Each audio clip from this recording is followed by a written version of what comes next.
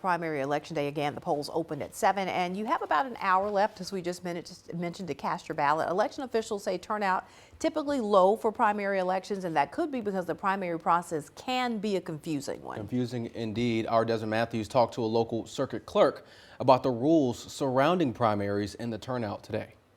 It's decision day for party primaries in state and countywide races. The primary election narrows the field to just one candidate in each party. What that means for voters is they choose either a Republican or a Democratic ballot when they get to the polls to vote. Those people run on those tickets, and then whoever the winner is in those will move them on to the general election, which will be in November. Lowndes County Circuit Clerk Teresa Barksdale says voters won't be back at the polls until November unless there's a runoff, which would be in 3 weeks. If you voted either party on that day, you have to vote that party again during the runoff.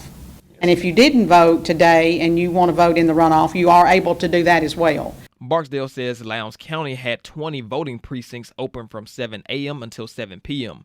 Tuesday morning foot traffic was slow at Lion Hills. Poll manager Leroy Lawler says about 9% of voters came out before 11:30. I mean, it's the only voice a citizen has is your vote, because your representative in government is your voice, and you have a chance of expressing who you want to speak for you. Lawler and Barksdale predict a larger turnout in the general election, but some local and state races generated a lot of interest in Lowndes County. Some of both, but this year we have a lot of supervisor races. We have a new race, the tax collector, and I think that's getting a lot of folks out for that particular race because it is countywide.